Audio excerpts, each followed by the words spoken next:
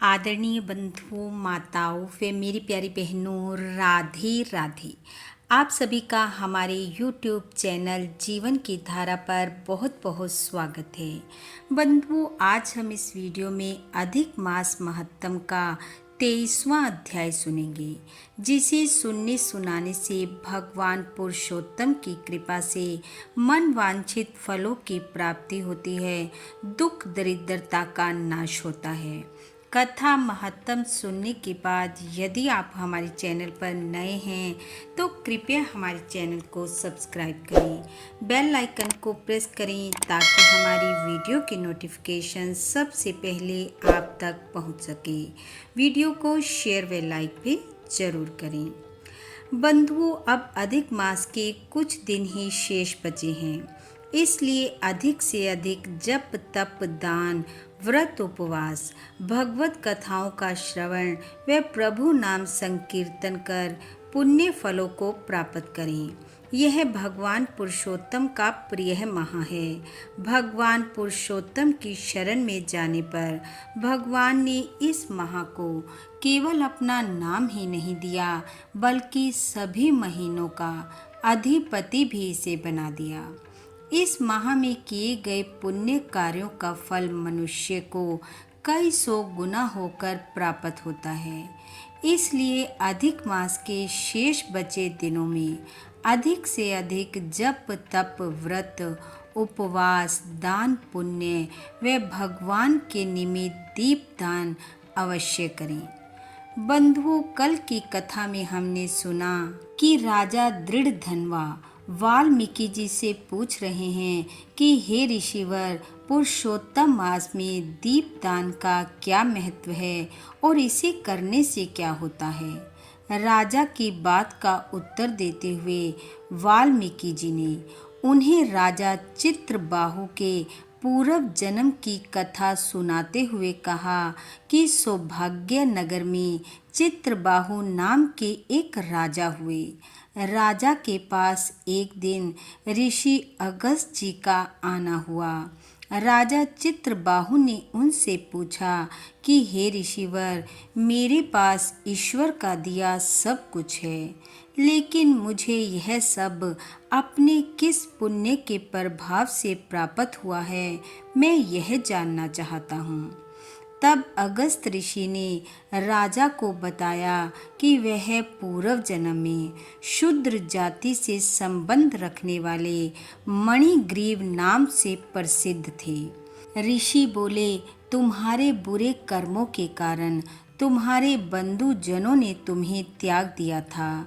तब घोर वन में रहते हुए तुमने और तुम्हारी पत्नी ने उपदेव नामक एक ब्राह्मण की सहायता व सेवा की थी।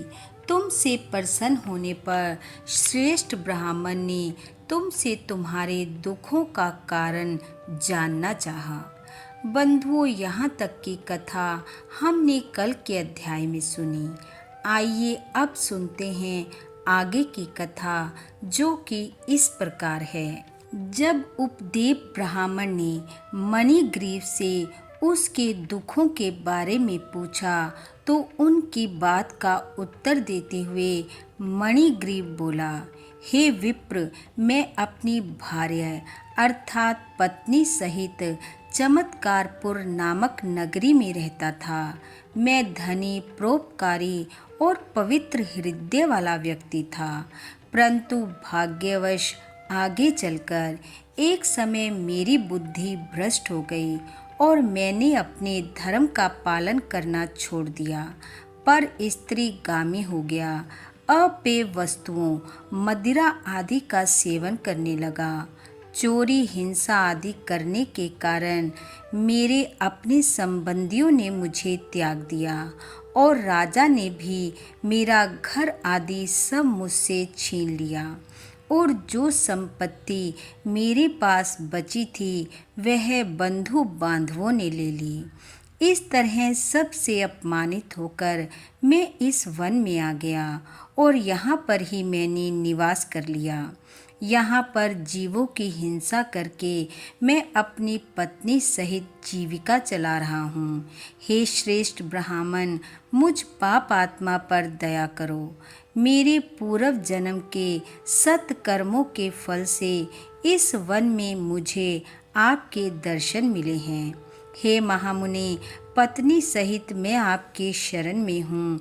कोई ऐसा उपाय बताएं जिससे मैं इस दरिद्र एवं दुख से तुरंत मुक्त हो जाऊं। मणिग्रीव की बात सुनकर उपदेव कहने लगे, हे महाभाग, अतिथि का सत्कार कर। जो कृतार्थ कार्य तुमने किया है, इससे ही तुम्हारा कल्याण होगा। व्रत, तीर्थ, दान आदि और परिश्रम के बिना ही तेरी दरिद्रता दूर होगी, यह मेरा निश्चय कथन है। यह कहकर ब्राह्मण उपदेव बोले, अब से तृतीय मास पुरुषोत्तम मास होगा, सो तुम अपनी पत्नी सहित पुरुषोत्तम की प्रसन्नता के लिए दीप दान करना, जिससे तेरी इस दरिद्रता का समूल नाश हो जाएगा। ब्राह्मण बोले, भगवान पुरुषोत्तम की प्रसन्नता के लिए तिल के तेल का दीप दान करना, ऐश्वर्य सुख होने पर घी के दीपकों का दान करना, लेकिन वनवास के इस काल में तेरे लिए इन दोनों में से कुछ भी संभव नहीं है। इसलिए जो तुझे उपलब्ध हो उसका दीपक जलाकर दान करते रहना। तुम दोनों पति पत्नी को मैंने यही उपदेश दिया है। वेदों में अनेक प्रकार के दान आदि कर्मों का वर्णन है, किंतु वे सभी पुरुषोत्तम मास में दीपदान की 16वीं कला को भी नहीं पहुंच पाते। सारे तीर्थ और सारे के सारे शास्त्र पुरुषोत्तम के दीपक की 16वीं कला के योग्य भी नहीं हैं। योग, ज्ञान, सांख्य सारे मंत्र इस पुरुषोत्तम मास के दीपक की 16वीं कला से भी निम्न हैं। चंद्रायन आदि व्रत इसकी समानता नहीं कर सकते। वेदों का पठन पाठन, गया का श्राद्ध, गोमती नदी के तट का वास सभी इसके समान महत्व नहीं रखते। इसी से पुरुषोत्तम मास में दीपदान अवश्य ही करना। ब्राह्मण बोला, मैंने यह तुम्हें दरिद्रता के नाश की युक्ति बतलाई है।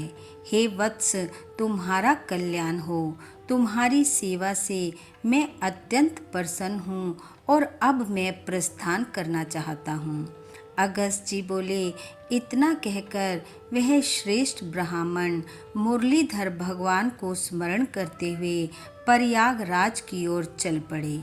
दोनों पति पत्नी भी उस उपदेव को आगे तक पहुंचाने के लिए साथ चले।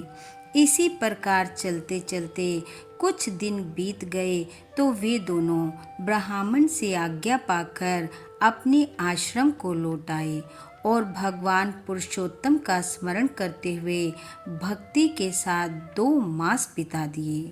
पुरुषोत्तम मास के प्रारंभ होने पर उन्होंने सावधानी से सरसों के तेल का दीपक संपूर्ण मास प्रज्वलित किया और व्रत नियम से रहकर उन्होंने संपूर्ण मास बिताया। श्री उपदेव की कृपा से उनका अंतःकरण निर्मल हो गया और उन्होंने परम पवित्र होकर समय अनुसार मृत्यु को प्राप्त किया और स्वर्ग में जा पहुँचे। वहाँ के सुखों का भोग करने के उपरांत उन्होंने भारत भूमि पर पुनः जन्म प्राप्त किया। यह सब उपदेव की कृपा से हुआ। अगस्त जी बोले, तुम राजा वीरबाहु के पुत्र चित्रबाहु नाम से प्रसिद्ध वही मणिग्रीव हो। ऋषि बोले, हे राजन, पुरुषोत्तम मास में घी या तिल के तेल का प्रखंड दीपदान करने वाले व्यक्ति के विषय में तो कुछ कहा ही नहीं जा सकता। भगवान श्री पुरुषोत्तम के दीपदान के फल के विषय में तनिक भी संशय नहीं किया जाना चाहिए। वाल्मीकि जी बोले, चित्रबाहु राजा के पूर्व जन्म की। इस प्रकार कथा कहकर अगस्त मुनि राजा को हृदय से आशीर्वाद देते हुए चल दिए। इति श्री वृत्त नारदीय पुरुषोत्तम मास महत्तम 23वां अध्याय समापत। बोलो विष्णु भगवान की जय। बोलो पुरुषोत्तम भगवान की जय।